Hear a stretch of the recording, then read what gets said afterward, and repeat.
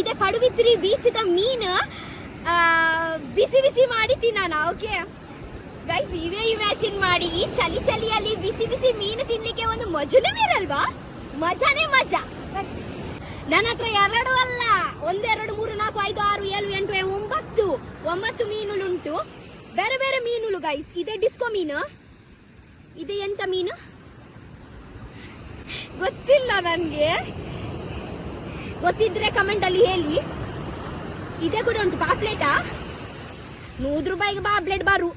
ಅದೇ ಇದೆಲ್ಲ 100 ರೂಪಾಯಿ ಮೀನು. ಮತ್ತೆ ಇಷ್ಟಲ್ಲ, ಮತ್ತೆ ಕೂಡ ಇತ್ತು. ಅದೇ ಮನೆಯಲ್ಲಿ ಮಾಡಿ ತಿಂದಾಯ್ತು. ಸೊ ಫಸ್ಟ್ ನಮ್ಗೆ ಏನು ಮಾಡ್ಲಿಕ್ಕೆ ಅಂತ ಫಸ್ಟ್ ನಾವು ಕ್ಲೀನ್ ಮಾಡೋಣ. ಓಕೆ ಬನ್ನಿ ಇಲ್ಲಿ ಮೇಲೆ ಕುತ್ಕೊಳ್ಳೋಣ. ಬೀಚ್ ವ್ಯೂ ಈ ಸನ್ ಹೋಯ್ತು ನೋಡಿ. ಅಯ್ಯಯ್ಯೋ, ಇಷ್ಟು ಚೆನ್ನಾಗಿ ಬೀಚಲ್ಲಿ ಜನರು. ಇಲ್ಲಿ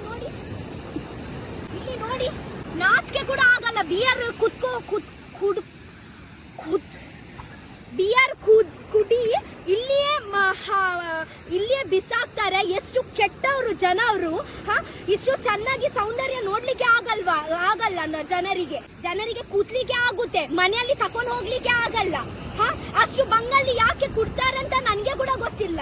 ಸುಮ್ನೆ ಮೂಡ್ ಹಾಲಾಯ್ತು.